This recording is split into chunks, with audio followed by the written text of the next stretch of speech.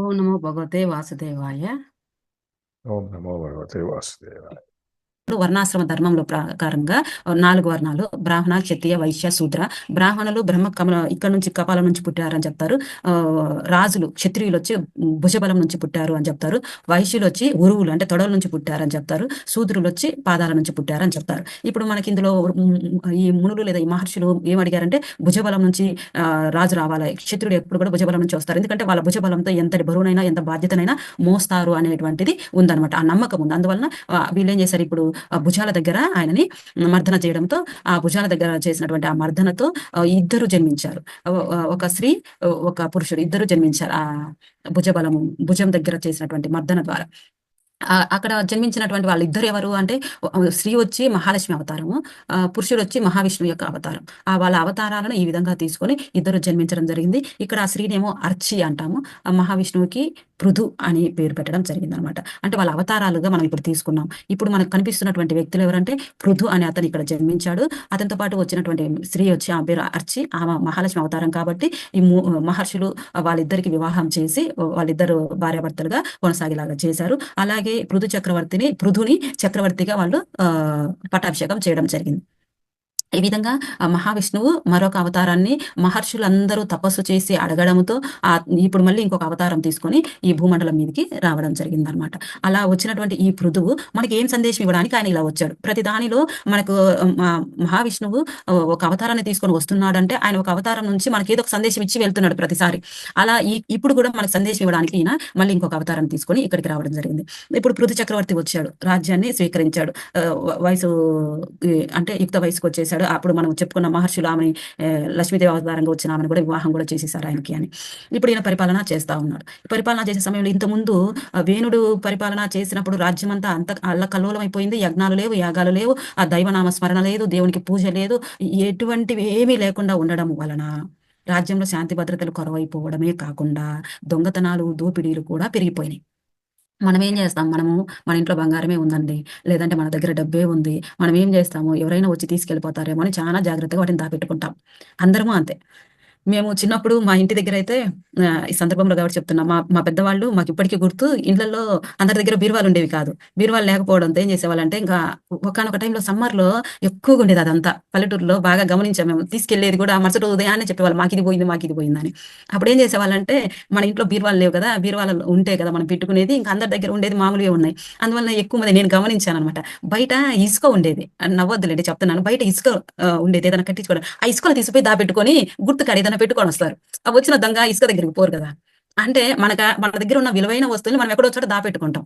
అలాగే ఇక్కడ కూడా ఈ వేణుడి యొక్క పరిపాలనని భరించలేక, ఆ వాళ్ళ దోపిడీ దొంగతనాలని భరించలేక, ఆ దైవనామ స్మరణ లేకపోవడము, యజ్ఞయాగాలు లేకపోవడము, ఏ ఒక్కరిని గౌరవించకపోవడము, ఈ ప్రకృతిని ఎక్కడా కూడా ఆయన స్మరించనీయకుండా చేయడంతో భూదేవి తల్లికి బాధేసి, నా దగ్గర ఉన్నటువంటి ఈ ఔషధాలన్నిటినీ ఎవరొచ్చి ఏ విధంగా దొంగులుకొని పోతారో, ఇప్పటికే చాలా మంది దోచుకొని పోయారని భయపడి ఆమె ఏం చేసిందంటే ఈ భూమి మీద ఉండవలసినటువంటి సారవంతమైనటువంటి వాటన్నిటినీ ఆమె మింగేసి హరించేసేసుకుంది.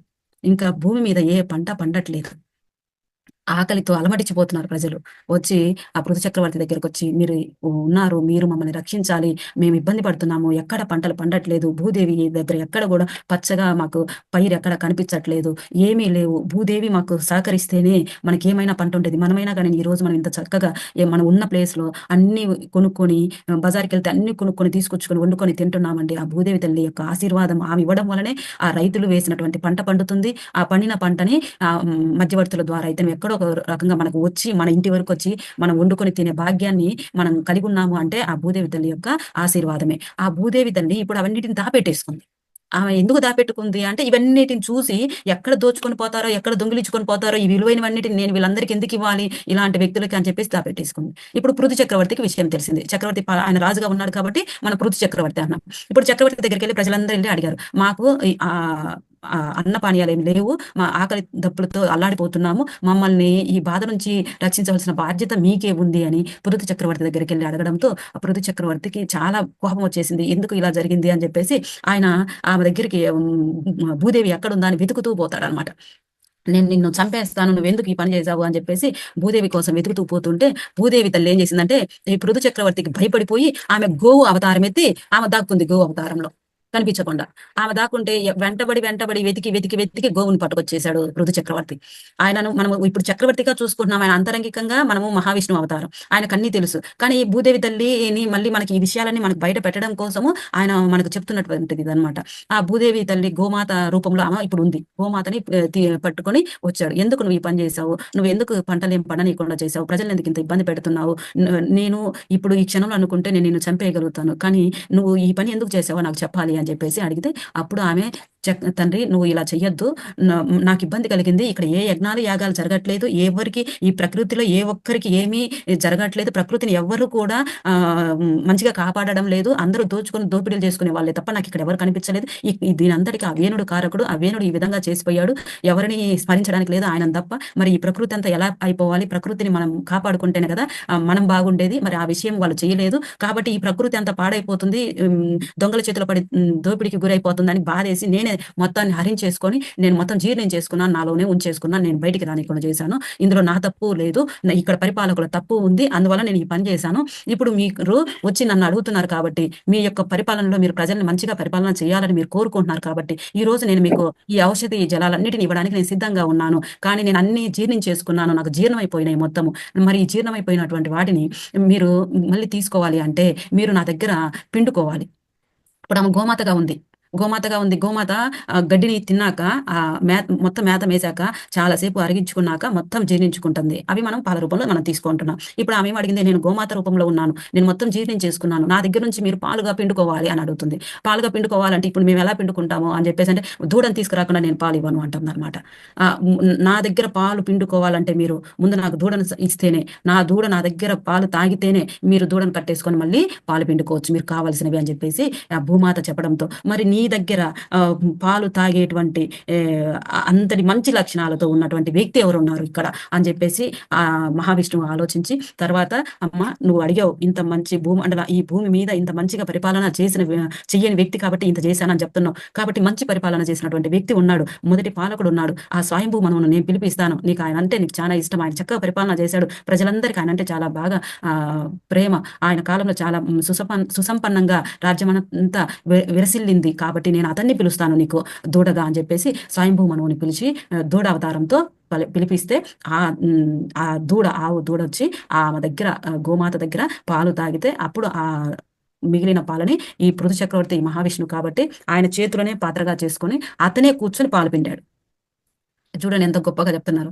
ఆ స్వామినే ఆయనే కూర్చొని గోమాత దగ్గర కూర్చొని ఆయనే పాలు పిండి, ఆ పిండినటువంటి పాలన్నిటిని భూమండలం మొత్తం మళ్ళీ వెదజల్లాడు అనమాట. మొత్తం వెదజల్లి ఆ మొత్తాన్ని మళ్ళీ సారవంతం చేయడానికి, ఇప్పుడు మనము పొలంలో ఉన్నాము, మనం ఏం చేస్తున్నాము, మళ్ళీ భూమి పంట వేసిన తర్వాత ఒకసారి రెండు సార్లు పంటలు వేసాక భూసారం అంతా పోతుందని మళ్ళీ మనం ఎరువు వేస్తున్నాం, ఎరువు వేసి మళ్ళీ దానిని మళ్ళీ బాగు చేసుకొని మళ్ళీ పైరేసుకుంటున్నాం. ఎరువు వేయకుండా ఒకేసారి 3-4 సంవత్సరాలు పంట పండించిన తర్వాత సంవత్సరం సరిగా పంట రాదు, ఎవరైనా గమనించేది అందరం ఖచ్చితంగా రైతులు అన్న వాళ్ళు ప్రతి ఒక్కరు ఎరువు వేయాల్సిందే. అయితే ఈ రోజు మనం ఏం చేస్తున్నామంటే ఇంకొంత యూరియా అని తర్వాత ఇంకా పేర్లు గుర్తురావట్లేదు నాకు, రకరకాలు వేస్తున్నాం మనం, యూరియా, ఫాస్ఫేట్, అవన్నీ వేస్తున్నాం, నాకు యూరియా ఒకటే గుర్తుంది సార్, అవన్నీ వేస్తున్నాం. ఇప్పుడు మామూలుగా అయితే ఎరువు కూడా వేస్తాము, అవన్నీ వేసి భూమిని సారవంతం చేసుకొని మళ్ళీ పైరేస్తాం. ఇప్పుడు ఈయన ఏం చేస్తాడు, పృథు చక్రవర్తి ఆ గోమాత దగ్గర, అంటే గోమాతని ఇప్పుడు మనం భూదేవి తల్లి అని చెప్తున్నాం, ఆ గోమాత దగ్గర పాలు పిండుకొని మొత్తము భూమండలం అంతా చల్లాడు. ఇప్పుడు ఈయనొక్కడే పాలు పిండుకున్నాడా ఆమె దగ్గర నుంచి, అన్నిటిని జీర్ణించేసుకుంది కదా, ఈయనొక్కడే పిండుకున్నాడా, ఈయనొక్కడే పిండుకోలేదు. ఇప్పుడు దేవతలందరూ వచ్చి బృహస్పతిని తమ గురువుగా తీసుకుని బృహస్పతి వచ్చి ఆయన దగ్గర నుంచి వేదాల సారాన్నంతా పిండుకోవడం జరిగింది. గంధర్వులు వచ్చి గాంధర్వం అనేటువంటి పాలను పిండుకున్నారు. అలాగే క్రిమి కీటకాలు వచ్చి వాటికి అవసరమైన వాటిని పిండుకోవడం జరిగింది. అలాగే క్రూర మృగాలు వచ్చి వాటికి అవసరమైన మాంసాన్ని తీసుకోవడం జరిగింది. ఇలా ఎవరికి ఏం అవసరం అయితే ఉన్నాయో వాళ్ళ అవసరమైనటువంటివి అన్నిటినీ ఈ గోమాత దగ్గర నుంచి పిండుకొని వాళ్ళు ఉపయోగించుకోవడం జరిగింది. ఆ విధంగా భూదేవి తల్లి వాళ్ళందరికీ మళ్ళీ పూర్తిగా తన దగ్గర ఉన్నటువంటి ఔషధి జలాలన్నిటిని మళ్ళీ ఆమె ఆ పృథు చక్రవర్తికి ఆయనతో పాటు మిగతా వాళ్ళందరికీ ఆ తల్లి ఇవ్వడంతో మళ్ళీ భూమండలం అంతా చాలా చక్కగా ఉంది, మంచిగా పంటలు పండుతున్నాయి, మంచి పరిపాలన చేస్తున్నారు, ప్రజలు చాలా సంతోషంగా ఆనందమైనటువంటి జీవితాన్ని ఆ దైవనామస్మరణ చేసుకుంటూ చాలా చక్కగా పరిపాలన చేసుకుంటున్నారు, ప్రజలు అంతే సంతోషంగా జీవిస్తూ ఉన్నారు. ఇలా చేస్తున్న తర్వాత ఇతను అశ్వమేధ యాగము చేస్తూ ఉన్నాడు అనమాట. అప్పటికి 99 అశ్వమేధ యాగాలు చేశాడు, చాలా చక్కగా పరిపాలన చేస్తున్నటువంటి ఇతను అశ్వమేధ యాగం చేస్తూ ఇంకొక అశ్వమేధ యాగం కూడా చేయడానికి సిద్ధపడ్డాడు. అశ్వమేధ యాగం చేస్తే అప్పుడు ఇంద్రుడు గమనిస్తాడు. ఇంద్రుడు ఈయన విష్ణు అవతారం అని తెలుసు. కానీ ఒకానొక సమయంలో ఇంద్రుడు ఎప్పుడు కూడా ఎవరు ఏం చేస్తున్నా వాటిని అతను చెడగొట్టడానికే ప్రయత్నం చేస్తుంటాడు. ఎందుకంటే ఈయన ఇంద్ర పదవిని ఎవరు తీసుకుంటారో అని ఆయనకు కొంత భయం. అందువలన ఆయన ఏం చేశాడంటే ఈ అశ్వమేధ యాగం చేసినప్పుడు మనము రాముడు సీత విషయం సినిమాలో కూడా చూసింటాం. అశ్వాన్ని ఎవరో ఒకరు బంధించి తీసుకొని యుద్ధమన్నా చేయాలి. లేదంటే ఇంకా వదిలేస్తే ఆ రాజుకి ఎంతవరకు ఈ గుర్రం వెళ్ళిందో ఆ రాజ్య సరిహద్దు మొత్తం రాజు కిందకి వస్తుంది. వాళ్ళందరూ ఈ రాజు యొక్క సార్వభౌమాధికారాన్ని అంగీకరించి వాళ్ళు ఈ రాజుకి కప్పం కడతారు. అంటే సుంకం కడతారు. మేము ఇంత ఇస్తాం సంవత్సరానికి అని. ఆ విధంగా ఈ గుర్రం ఎక్కడి వరకు వెళ్తుందో అదంతా రాజు కింద ఉంటుంది. అందువల్ల దాన్ని అశ్వమేధ యాగము అంటాం. ఆ అశ్వమేధ యాగము చేసేటప్పుడు ఈ యాగాశ్వాన్ని ఇంద్రుడు తీసుకెళ్లిపోతుంటే అత్రి మహాముని ఇక్కడ యజ్ఞం చేయిస్తా ఉంటాడు. యజ్ఞం చేయించేటప్పుడు యజ్ఞంలో ఇప్పుడు పృథు చక్రవర్తి కూర్చున్నాడు. ఆయన భార్య అర్చి కూడా కూర్చొని ఉంది. అందువల్ల అత్రిముని అంటాడు యాగాశ్వాన్ని ఇంద్రుడు తీసుకెళ్తున్నాడని పృథు చక్రవర్తి కుమారుడికి చెప్తాడు. పృథు చక్రవర్తి కుమారుడు వెళ్లి ఇంద్రుడిని ఓడించి మళ్ళీ యాగాశ్వాన్ని తీసుకొని వచ్చి మళ్ళీ పెడతాడు. ఈ విషయం పృథు చక్రవర్తికి తెలుస్తుంది. మళ్ళీ రెండోసారి కూడా ఇంద్రుడు అలాగే చేస్తాడు. పృథు చక్రవర్తికి తెలిసి నేను వెళ్తాను, నేను ఇంద్రుడిని ఓడించేసి వచ్చేస్తాను అంటే నువ్వు యజ్ఞం మీద కూర్చున్నాడు, బయటికి వెళ్ళకూడదు, నువ్వు కాదు ఈ పని చేయాల్సింది, మిగతా వాళ్ళు ఉన్నారు చేసేవాళ్ళు, మీ కుమారులు కూడా చేస్తున్నారని చెప్పేసి చెప్తే అప్పుడు లేదు నేనే వెళ్ళి ఇంద్రుడితో తేల్చుకొని రావాలన్నట్టుగా వస్తాను అంటే అప్పటికి 2 సార్లు వచ్చేళ్ళాడు ఇంద్రుడు దానిని యాగాశ్వాన్ని దాపెట్టడానికి. అందువలన వస్తే అప్పుడు బ్రహ్మదేవుడు వస్తాడు. నువ్వు ఇప్పటికే 99 యాగాలు చేశావు, నీకు రావాల్సినటువంటి ఫలితం అంతా వచ్చింది. నీ రాజ్యానికి ఏమేమి కావాలో, ఏ విధంగా మీ రాజ్యము నీ ప్రజలు ఎంత సుభిక్షంగా ఉండాలో దానికి కావాల్సినటువన్నీ కూడా మీకు ఈ రాజ్యానికి సమృద్ధిగా అందాయి. మీకు మీ రాజుగా మీకు మీ కుటుంబానికి ఎటువంటి ఫలితాలు కావాలో ఆ ఫలితాలన్నీ యజ్ఞాలు చేసినందువలన వచ్చాయి. ఇక నువ్వు ఇంద్రుడి మీద కోపం తెచ్చుకోవద్దు, ఇంతటితో మీరు శాంతించండి అని చెప్పి ఆయనకు చెప్పడంతో వెంటనే పృథు చక్రవర్తి అతని ఇంద్రుడి మీదకి యుద్ధానికి వెళ్ళాలనుకున్నటువంటి ఆలోచనని విరమింపజేసుకొని ప్రశాంతంగా ఆ యాగాన్ని ఆపేస్తారన్నమాట. బ్రహ్మదేవుడు వద్దని చెప్తున్నాడు కాబట్టి ఆ యాగాన్ని ఆపేసి ప్రశాంతంగా పరిపాలన చేస్తూ ఉన్న సమయంలో ఒకానొక రోజున సనత్ కుమారులు వచ్చారు. సనత్ కుమారులు వచ్చి సనత్ కుమారుడు వాళ్ళు 4 అని మనం చెప్పుకున్నాము. వచ్చి అతను వచ్చి ఏం చెప్తాడంటే కనిపించినప్పుడు వచ్చినప్పుడు ఆయనని మంచిగా ఆదరించి స్వాగతించి ఆయనకి మంచిగా ఆతిథ్యం ఇచ్చి కూర్చోబెట్టి ఆయనతోటి మాట్లాడుతున్నప్పుడు బ్రహ్మోపదేశం చేయండి నేను ఇంకా ఇంతవరకు పరిపాలన చేశాను, ఇంకా నాకు బ్రహ్మోపదేశం చేస్తే నేను తపోవనానికి వెళ్ళి నేను ఈ విధంగా నా జీవితాన్ని పరిసమాప్తి చేసుకుంటాను అడగడంతో వాళ్ళు ఈయనకి బ్రహ్మోపదేశం చేయడం జరిగింది. ఇప్పుడు ఈయన వచ్చిన మహావిష్ణువు అవతారం తీసుకొని వచ్చాడు. వచ్చిన దాంట్లో మనకి ఇప్పుడు తెలియజేసిన అంశము ఒకటేంటి, ప్రకృతిని ఈ భూదేవిని పంచభూతాలను ఎప్పుడు కూడా మనం ఇబ్బంది గురి చేయకూడదని మనకి ఇప్పుడు ఒక మాటలో చెప్పాడు. ఎక్కడ భూదేవి తల్లి ఏ విధంగా అన్ని దాపెట్టుకుంది, మళ్ళీ ఎలా వాటిన్నిటిని మళ్ళీ తీసుకొని మళ్ళీ ప్రజలందరికీ ఇవ్వగలిగాడు అనేది మనకి ఇప్పుడు ఒకసారి చెప్పాడు. ఇప్పుడు రెండోసారిగా ఆయన బ్రహ్మోపదేశం తీసుకొని ఇంకా తను తపోవనానికి వెళ్ళబోతూ మళ్ళీ ప్రజలందరినీ కూర్చోబెట్టుకొని తన యొక్క కుమారులు కూర్చోబెట్టుకొని 6 మంది కుమారులను కూర్చోబెట్టుకొని ప్రజలందరినీ కూర్చోబెట్టుకొని అందరి ముందుగా ఆయన మళ్ళా సందేశం చెప్తున్నాడు అనమాట. సందేశం ఇప్పుడు చక్రవర్తిగా ఉన్నాడు కదా, ఆయన సందేశం ఏం చెప్తున్నాడు అంటే, నేను ఇక్కడికి బ్రహ్మదేవుని యొక్క ఆదేశానుసారము నేను ఇక్కడికి వచ్చి ఈ పరిపాలన చేశాను, రాజుగా వచ్చి మీకు పరిపాలన అందించాను. రాజుగా మేము ఎలాంటి పరిపాలన చేయాలి, ఎలాంటి పరిపాలన మేము చేయకూడదు అనే విషయాలని నేను మీకు ఈరోజు చెప్తున్నాను అని. రాజు ఎప్పుడు కూడా ప్రజల క్షేమం కోసమే చూడాలి, ప్రజారంజకంగానే పరిపాలన చేయాలి. రాజు తనకు అవసరమైన వాటి కోసము, తనకు ఏవైతే కావాలో వాటి కోసము రాజు ధనాపేక్ష కలిగి ప్రజల మీద పన్ను వేస్తే ప్రజలందరూ పన్ను కడతారు, ఖజానా నిండుతుంది, దాని ద్వారా నేను హ్యాపీగా ఉండొచ్చు, మా కుటుంబము, మా అంతఃపురంలో ఉన్నటువంటి వాళ్ళందరూ ఆనందంగా ఉండొచ్చు అనుకొని ఎప్పుడు రాజు పరిపాలన చేయకూడదు. రాజు అన్ని కార్యక్రమాలని కొనసాగనివ్వాలి. అలాగే దేనికి అతీతుడిగా అంటే దేనికి పూర్తిగా అతను మమకారం పెంచుకోకుండా అందరినీ సమంగా చూసుకుంటూ పోవాలి. రాజ్యంలో ఏ కార్యక్రమాలు అయితే జరగాలో, ప్రజలు సంతోషంగా ఉండడానికి ఎటువంటి కార్యక్రమాలనైతే మేము నిర్వర్తించాలో వాటన్నిటినీ సమదృష్టిలో పెట్టుకొని న్యాయంగాను నీతి మార్గంలోనూ విలువలతో కూడినటువంటి పరిపాలనని రాజుగా మేము అందించాలి. మేము ఎప్పుడైతే అటువంటి నీతి నియమాలను న్యాయ మార్గాన్ని తప్పి మేము ఎప్పుడైతే పరిపాలన చేస్తామో, ఎందుకంటే ముందు జరిగింది కదా, వేణుడు చేశాడు అదే పని, అలా ఎప్పుడైతే చేస్తామో ఆ పాపము ప్రజలకి వెళ్ళితే ఆ ప్రజలు ఎటువంటి పాపాలు చేస్తున్నారో ఆ పాపాలన్నీ కూడా రాజకుటుంబానికి తగులుతాయి అని చెప్తున్నాడు ఆయన. రాజు మంచి పరిపాలన చేయగలగాలి. రాజు మంచి పరిపాలన చేయలేకపోతే అప్పుడు ప్రజలు కష్టాలు పడుతున్నారు. ప్రజలు దోపిడీలకి, దొంగతనాలకి, అవినీతికి, లంచాలకి లోబడుతున్నారు. ఈ విధమైనటువంటి వాటిలోకి వెళ్ళడానికి కారకుడు ఎవరు? రాజు. ఎందుకని రాజు మంచి పరిపాలన అందించిందంటే వీళ్ళు ఈ మార్గంలోకి వెళ్ళే వాళ్ళు కాదు. వాళ్ళందరూ ఈ మార్గంలోకి వెళ్ళారు అంటే వాళ్ళు తప్పు చేస్తున్నారు, వాళ్ళు చేసింది పాపము. ఆ పాపం అంతా ఎవరికి తగులుతుంది అంటే రాజుకి, రాజు కుటుంబీకులకి ఖచ్చితంగా తగులుతుంది. కాబట్టి రాజుగా పరిపాలన చేసేవాడు ఎప్పుడు కూడా అతని కోసమే, అతని బాగుండాలనే, అతనికి ధనాపేక్ష కలగాలనే, అతనే మంచిగా ఉత్తమమైనటువంటి స్థానంలో అంటే ధనంలో, సంపదలో ఎప్పుడు అతనే మంచిగా ఉండాలా, ప్రజలందరూ మామూలుగా ఉండాలి అని రాజు ఎప్పుడు కోరుకోకూడదు. ప్రజలు కూడా అదే విధంగా రాజుకి ప్రజలు కూడా సేవకులుగా ఉండాలి. రాజు ఏ పనులైతే చెప్పాడో, ఏ కార్యక్రమాలు అయితే చెప్పాడో, ఇప్పుడు మన రాజు మనకు ఉన్నటువంటి శాఖలను మనం తీసుకుంటే ఆర్థిక శాఖ ఉంటుంది. తర్వాత వ్యవసాయ రంగానికి సంబంధించిన శాఖలు ఉంటాయి. న్యాయపరానికి శాఖలు ఉంటాయి. మనకు అనేక రకాలైనటువంటి శాఖలు ఉన్నాయి. మన మంత్రులను మనం గమనిస్తూ ఉన్నాం. మరి ఈ శాఖలన్నీ మంచిగా కొనసాగాలి అంటే ప్రజలు కూడా దానికి తగ్గట్టుగా ప్రజల యొక్క సహాయము, సహకారాలు కూడా ఉండాలి. కాబట్టి మీరు ఏ విధమైనటువంటి సహాయ సహకారాలు అందించాలో న్యాయబద్ధంగా, నీతిబద్ధంగా, మంచి నైతిక విలువలను కలిగి ఉండి మీరు ఏ విధంగా అయితే మీరు రాజుకి వీటన్నిటిలో మీరు సహాయం చేయగలుగుతారో అప్పుడు రాజు కూడా మీకు అంతే మంచి బుద్ధితో నా ప్రజలందరికీ మంచి జరగాలి, వాళ్ళందరూ బాగుండాలి, నా రాజ్యం అంతా సుభిక్షంగా ఉండాలి, అందరికంటే మేమే చాలా మంచి ఉన్నతమైన స్థానంలో సంపదను కలిగి ఉండి, ఐశ్వర్యాన్ని కలిగి ఉండి, మేము కూడా మంచి లక్షణాలతో ఆ దైవాన్ని స్మరించుకుంటూ ఆయన మార్గంలోనే ఉండాలని మేము కూడా కోరుకుంటాము. కాబట్టి ఇద్దరం అదే మార్గంలో ఉన్నట్లయితే ఆ రాజ్యం చాలా సంతోషంగా ఉంటుంది. ప్రజలు అలాగే ఉండాలి, రాజు కూడా ప్రజారంజకంగా ప్రజల కోసమే పరిపాలన చేసినట్టుగా ఉండాలి అని చెప్తూ నాకు ఇక్కడ నేను వచ్చినటువంటి పని అయిపోయింది, నేను వెళ్ళిపోతున్నానని తన కుమారుడు ఇంద్రుడి యాగశ్వాన్ని తీసుకెళ్తుంటే ఆపినటువంటి వ్యక్తి జితాశ్రుడు అనమాట. అతనికి రాజ్యాన్ని అప్పచెప్పేసి తను తపోవనానికి వెళ్ళిపోయి అతను తపస్సు చేసుకుంటూ తన యొక్క శరీరాన్ని సమాప్తం చేసుకున్నారు. ఆ విషయం ఆయన భార్య అర్చికి తెలిసింది. ఆమె సతీ సగమనం చేసి ఆమె కూడా తన అవతారాన్ని చాలించేసుకోవడం జరిగిందనమాట. ఈ విధంగా పృథు చక్రవర్తి రూపంలో మహావిష్ణువు, లక్ష్మీదేవి అవతారంగా అర్చి ఇద్దరు వచ్చి భూమండలానికి వచ్చి మనకి రాజు ఎలాంటి పరిపాలన చేయాలి, ప్రజలు ఏ విధంగా వాళ్ళకి సహకరించాలి అనే విషయాన్ని తెలియజేశారు. ఇంకొకటి ఏంటంటే ఈ ప్రకృతిని, ఈ పంచభూతాలని, వీటన్నిటిని మనము ఇబ్బందికి గురి చేస్తే వాళ్ళు మన మీద ఎంత ప్రళయాన్ని మనకు చూపిస్తారో అనేది ఈ విషయాన్ని కూడా మనకి దీని ద్వారా తెలియజేయడం జరిగిందనమాట.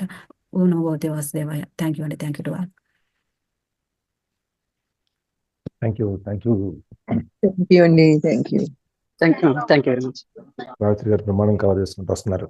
ఎక్కడెక్కడ పేర్లన్నీ చెప్తున్నారు, ఎక్కడెక్కడ మునులు, ఋషులు వీళ్ళందరి గురించి చెప్తున్నారు. అది చాలా రీసెర్చ్ వర్క్ నడుస్తుంది. నిజంగా నాకైతే తెలియదు సార్, అన్ని కొత్తగా వింటున్నాను నేమ్స్ అన్ని. ఎంత అసలు చాలా బాగా చెప్పారు సావిత్రి గారు. చక్కగా చెప్తారు, చాలా బాగా అర్థమైంది. అయితే ఆ పేరు దీంట్లో తెలియదు కానీ ఇంకా మనకు తెలుసుకోవాల్సింది కూడా అంటే ఈ ప్రకృతిని పరిరక్షించడం కావచ్చు, ఇలాగా మనం ఇబ్బంది పెడితే ఎలాంటి ఆపత్తులు ఎత్తాయి అనేది కూడా దీని నుంచి నేర్చుకున్నాం. మనం ప్రకృతిని ఇబ్బంది పెడితే ఏం జరిగిందో మనం చూసాగా ఆల్రెడీ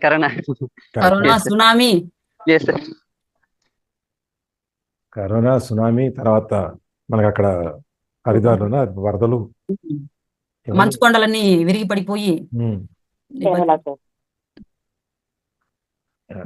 ఇందులో నేను కూడా కొత్త కొత్త విషయాలు తెలుసుకుంటున్నాను సార్. రాజు ఎలా ఉండాలి అనే విషయము మాకు అర్థశాస్త్రం, కౌటిల్యుడు రచించినటువంటి అర్థశాస్త్రంలో ఉంది, అది మాకు తెలుసు. తర్వాత మ్యాకియావెల్లి రాసిన ది ప్రిన్స్ గ్రంథంలో కూడా ఉంది. కానీ ఈ విధంగా ఈయన ఒక చక్రవర్తిగా ఉండి ఈ విధంగా ఈయన కూడా సందేశం ఇచ్చినాడు అనేది నేను ఇప్పుడే తెలుసుకోవటం. రాజు ఒక్కడు ఉంటే సరిపోదు, ప్రజలు కూడా ఉండాలి. అవును, అదే చెప్తున్నాడు. ప్రజలు ఏం చేయాలి, రాజు ఏం చేయాలి అని రెండు చెప్తున్నారు. ఇద్దరు సమంగా ఉండి సమానంగా ఉండాలి, ఇద్దరు సరిగ్గా చేయాలి. అప్పుడే అది కరెక్ట్ గా వస్తుంది, ఎలా రాదు. మీ ద్వారా నేను ఇవన్నీ తెలుసుకోగలుగుతున్నానండి. Thank you. మీ అందరికి చాలా రుణపడి ఉన్నాను. మీ అందరూ చెప్పడంతో, మీ అందరికి చెప్పాలి అన్నప్పుడు నాకు కూడా ఏంటంటే నేను ఇంకా కొద్దిగా తెలుసుకొని ఈ విధంగా తెలుసుకుంటున్నాను నేను కూడా కొత్త కొత్త అంశాలని. Thank you army sharing.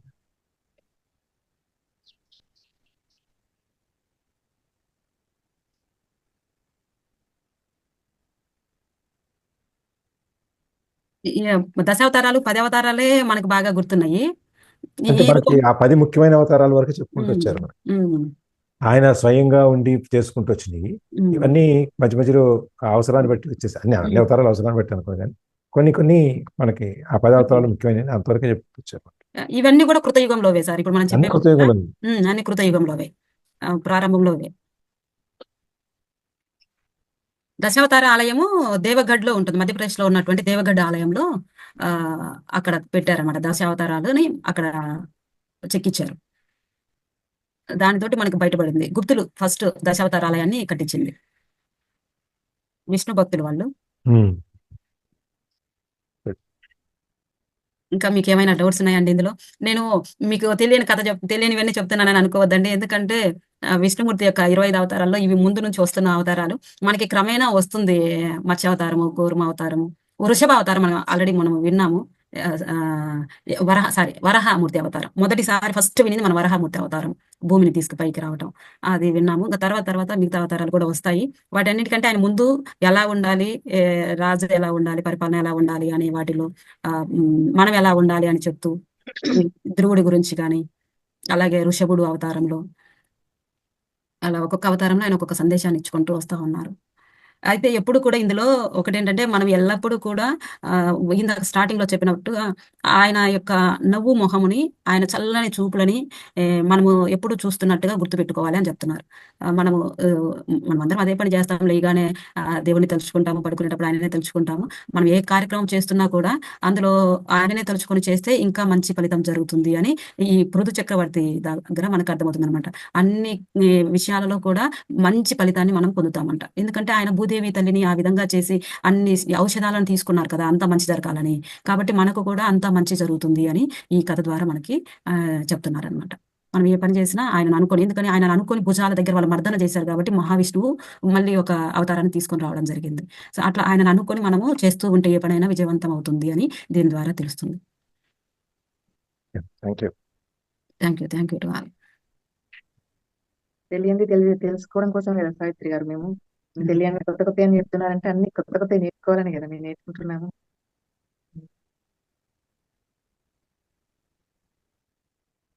Govinda Govinda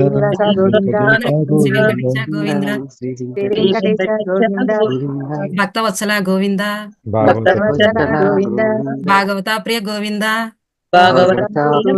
Govinda Hari Govinda Govinda Hari Govinda గోకులనందన గోవింద గోవింద గోవింద హరి గోవింద గోవింద హరి గోవింద గోకులనందన గోవింద గోకులనందన గోవింద శ్రీనివాస గోవింద శ్రీనివాస గోవింద శ్రీ వెంకటేశ గోవింద శ్రీ వెంకటేశ భక్తవత్సల గోవింద భవభయహరణ గోవింద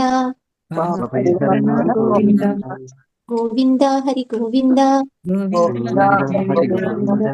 గోకులనందన గోవింద గోవింద హరి గోవింద గోకులనందన గోవింద గాడ్స్ వెల్త్ నేను చెప్తాను సార్. చెప్పండి. God's wealth is circulating in my life. It comes to me in avalanches of abundance. All my needs, desires and goals are fulfilled.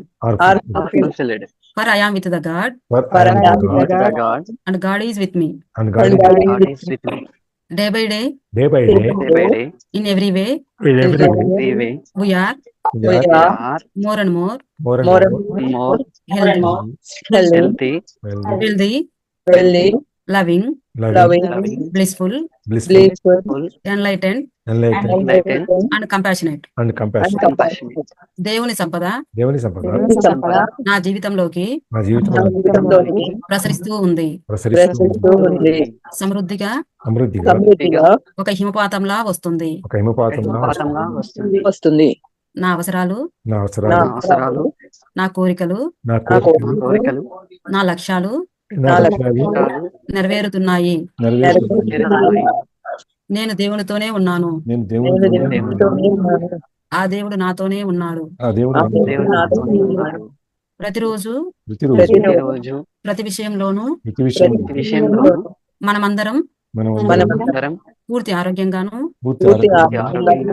ఆనందంగాను, ఐశ్వర్యంతోను, సంపూర్ణ జ్ఞానంతోను, ప్రేమతోను, కరుణతోను ఉంటున్నాము. ఓం షిరిడి వాసాయ విద్మహే సర్వసిద్ధిచ్చ ధీమహి తన్నో సాయి ప్రచోదయాత్. శాంతి శాంతి శాంతి. ఓం ఓం శాంతి శాంతి శాంతి శాంతి శాంతి. శాంతి. ఓం నమో భగవతే వాసుదేవాయ నమః. ఓం నమో భగవతే వాసుదేవాయ. Thank you